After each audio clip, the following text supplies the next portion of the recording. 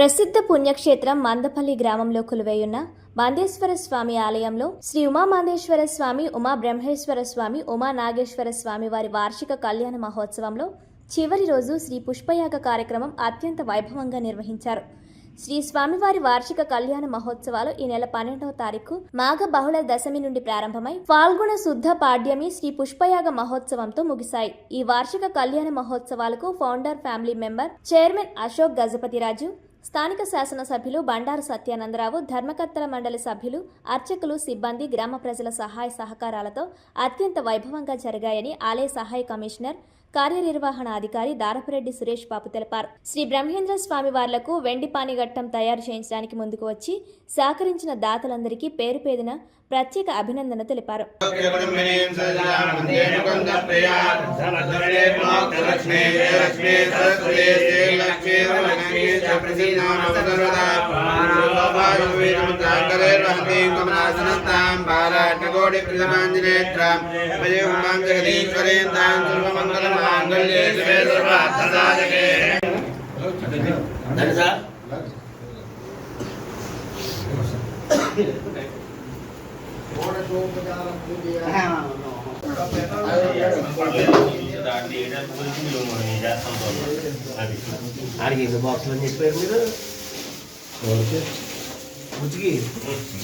అక్కడ స్పీడ్ కోట్లో ఆయతను లేడు, వేరే వారు మారాడు.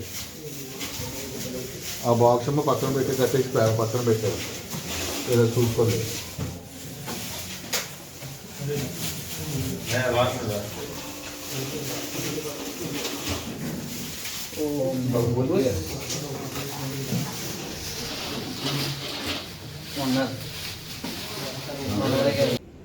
ఓం గౌరీ విమాయ సలిలానదక్షత్యేకపది ద్విపది సా చతుష్పది అష్టాపదే నవపదే బభూవుషే సహస్రాక్షర పరమే వ్యోమన్ను.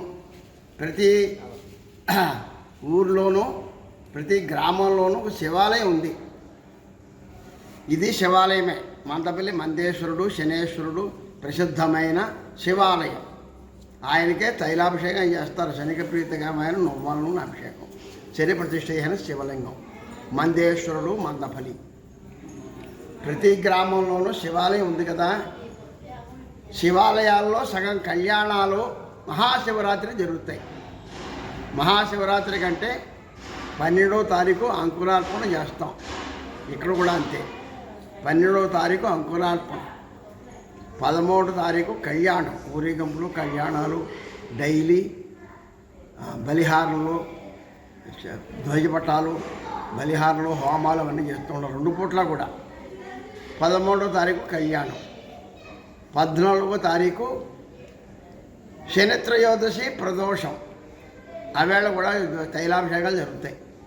వేల కొద్ది తైలాభిషేకాలు జరుగుతాయి. శనిత్రయోదశి ప్రదోషం కదా. పౌర్ణమి ముందు, అమావాస్య ముందు 4 మాసాలకే 2 సార్లు కురుస్తుంది. వేల మీద ఉంటాయి అభిషేకాలు, తైలాభిషేకాలు. వాళ్ళు ఒక్కరోజే. ప్రతి శనివారం 100, 200, 300, 400 తైలాభిషేకాలు అవుతాయి. డైలీ 5, 10 తైలాభిషేకాలు అవుతాయి. శనిత్రయోదశి వెళ్ళిన మర్నాడు మహాశివరాత్రి. మహాశివరాత్రికి డైలీ హోమాలు, అభిషేకాలు, అర్చనలు, బలిహారాలు అవన్నీ వేస్తాం. గ్రామోత్సవాలు అవి చేస్తాం. ఆవేళ కూడా గ్రామోత్సవం ఉంది. 12 గంటలకి 9 గంటలకు మొదలుపెట్టి 12:30 వరకును లింగోద్భవకాల అభిషేకం చేస్తాం. అభిషేకం, అర్చన. శివుడు 12, 11, 12 మయాన్ని శివుడు లింగంలోంచి పైకి వచ్చాడు మార్కండేయుడు గురించి. అది దానికి ప్రత్యేకత. అది ఎవరికి దొరకదు కనుక ప్రతి నెల.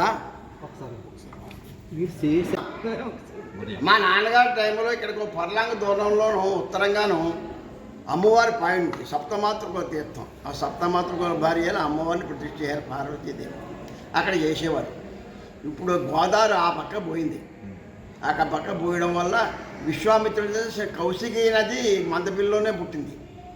కొత్తపేట నుంచి, ముక్కాల నుంచి, అమలాపురం నుంచి వెండమూలక సముద్రంలో కలిసింది. ఆ గోదావరి ఆ పక్క పోవడం వల్ల 2 పైలు కప్పుడుపోయాయి, లేవు, కట్టయిపోయాయి. ఇప్పుడు ఆ అమ్మవారి పై లంకతో సమానం అయిపోయింది. పంటలు కూడా పని చేస్తారు. గోదావరి పైట ఇప్పుడు ఎవరు నమ్మను కూడాను. సప్తమాతృకాల తీర్థం ఉంది. ఇప్పుడు మేము కాలంలో చేస్తున్నాం, పాయలేదు కనుక.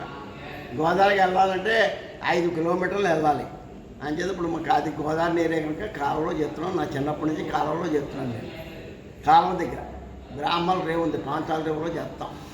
అక్కడే త్రిశూల పూజ, త్రిశూలేశ్వరుని నెత్తిన పెట్టి ప్రతి వాళ్ళకి స్నానం చేస్తాం. త్రిశూల స్నానం అక్కడ పాదుకలు వీచి అక్కడ కార్యక్రమాలని చేస్తాం. ఈరోజు శ్రీపుష్ప యాగంతో కళ్యాణ కార్యక్రమాలని పూర్తి చేస్తున్నాం.